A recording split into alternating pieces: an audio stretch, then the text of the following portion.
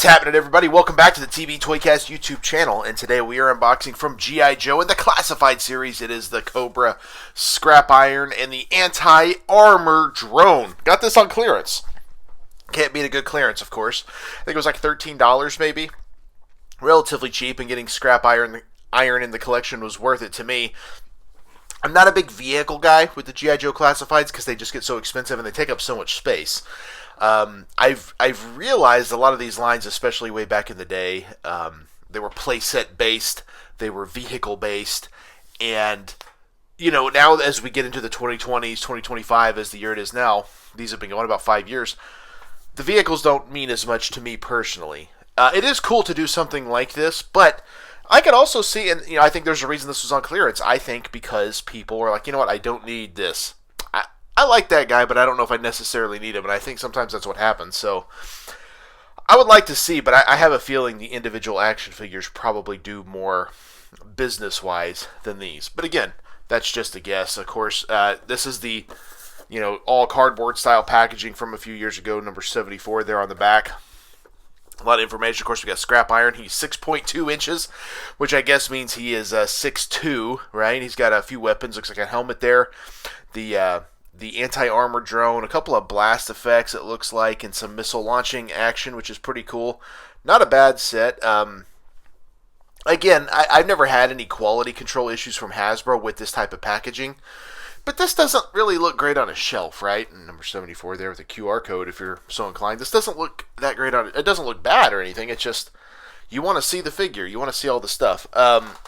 I know this was kind of what they would probably call a failed experiment at times, because this didn't last long. As you can see right here, plastic-free packaging. I don't know. I think they thought, oh, people are more into the packaging. And the thing I've learned, especially doing this channel, doing the podcast for a few years now, everybody collects a little bit different.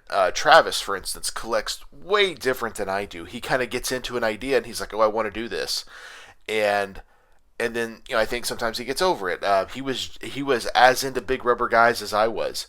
And then out of nowhere, he's like, yeah, I'm selling my whole collection. I'm just not into it anymore. It's too many pre-orders. It's not my thing. And I can understand that. And I think the thing is, we all have a budget, and oftentimes getting out of a line doesn't necessarily mean you don't like it anymore.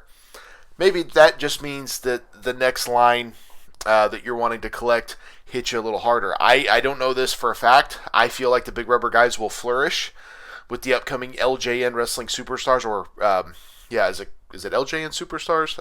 Or WWE Superstars, I think it's called LJN WWE Superstars. I think the big rubber guys will flourish because you can get guys like Rick Martel, Bad News Brown, the Rock and Roll Express, Ric Flair, and they can go with that new Hulk Hogan, Dusty Rhodes, John Cena, etc. But on the other end of that, these being $25 at Target as opposed to $50 on Collect Major, I could see people like, yeah, I'm just going to stick with those. A little bit cheaper, a little easier on the wallet. Hard to say. I guess time will tell, but again, companies like Super 7 and NECA have done very well these last several years.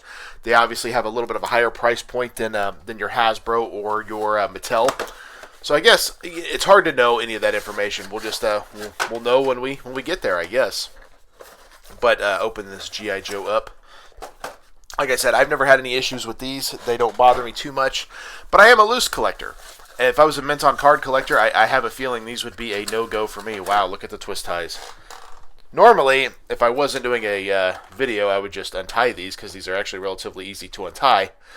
But, oh my gosh, it's not wanting to bust. But in the context of doing a video, you want to kind of get this done in a relatively short amount of time. So we are busting out the scissors and hoping I don't chop off a finger. Or at least cut it really bad, because that definitely will happen, I'm sure, before the end of this these YouTube unboxings. So I got a lot of it cut off there. Let's see if I can get any of this stuff out. Okay, they're starting to come out. We got scrap iron here.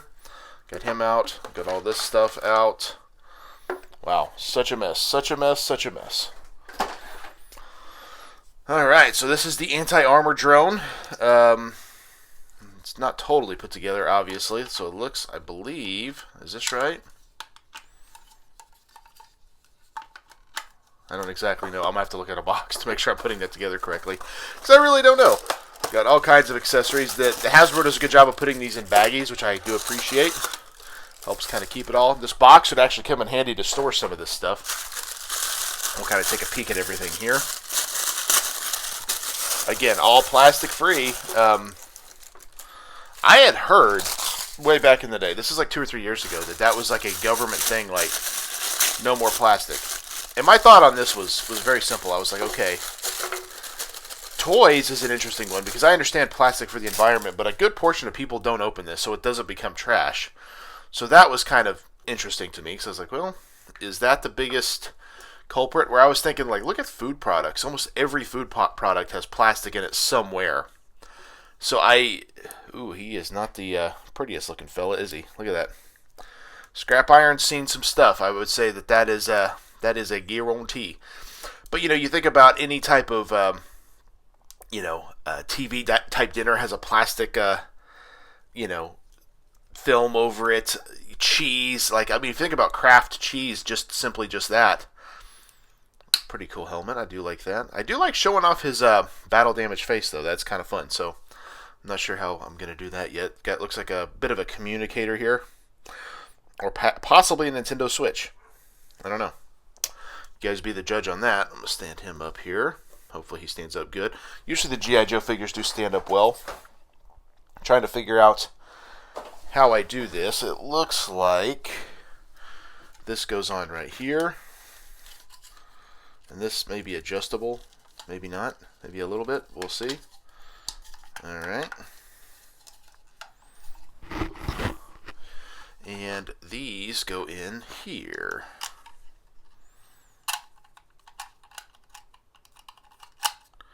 Do they shoot? I don't think they even shoot out. I think it's more display purposes.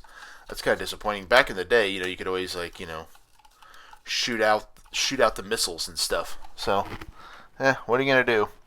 Looks like the blast effects are kind of supposed to be like background pieces and stuff, from what I can tell. I guess you could also put these in there to show that these are the missiles firing. I don't know. Gotta figure it out yourself, but I guess that's it. It doesn't look like it's anything he can sit on or ride on. That's not that exciting. Just something he comes with. Very unnecessary, if you ask me. It's kind of cool, I guess. Let me pop these out here. Maybe. Put these blast effects in.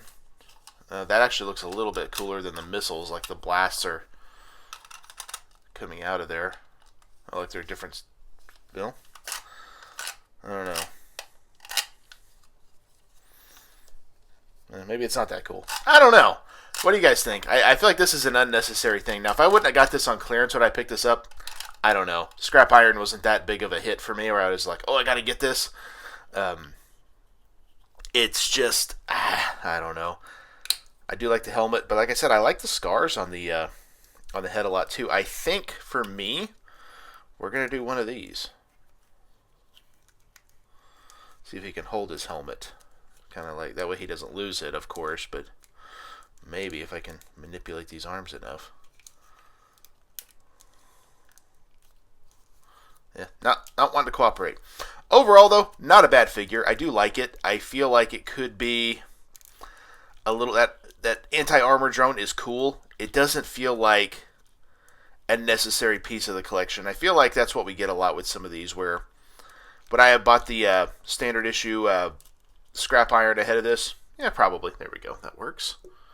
Probably more so than buying the anti-armor drone, because it's not that necessary. And as far as accessories go, we don't get a lot here. The blast effects are kind of nice. I think if you're doing some figure photography, these could come in handy. But all in all, doesn't do a lot for me. What do you guys think? You got to vote with your wallet, of course. The G.I. Joe Classified line is a lot of fun.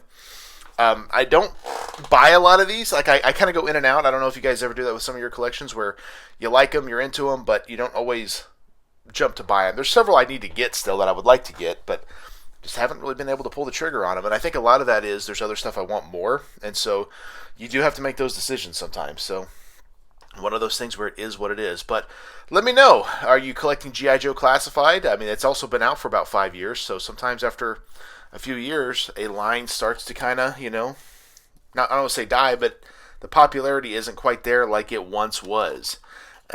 Is that like that for you? Also, did you pick up scrap iron? Will you pick up scrap iron? Is this a must-buy for you? Is it one you don't need? Let me know in the comments below as well. And thank you, of course, for checking out the TB Toycast YouTube channel. Check out my other unboxing videos. Last week, I unboxed from McFarlane Toys and the DC Super Friends line. I unboxed Batman. That was a lot of fun, of course. Batman, a must-buy if you're going to collect Super Friends. On Wednesday, I unboxed Crosscut from the Transformers. What was it? The Legacy Evolution line. That was a really fun one.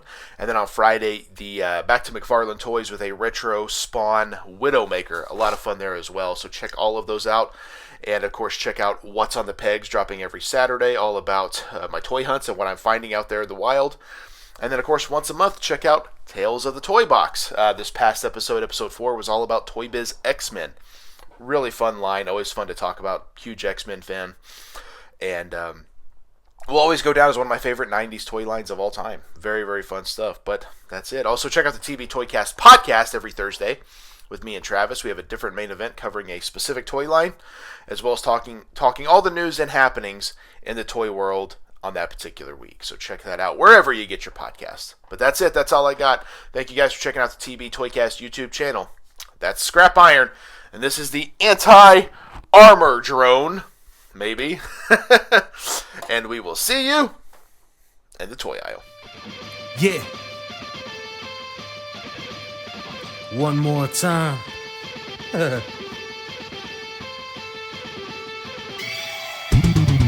It ain't over till I say it's over. So lock the cage up, cause this is a takeover. The wait's over.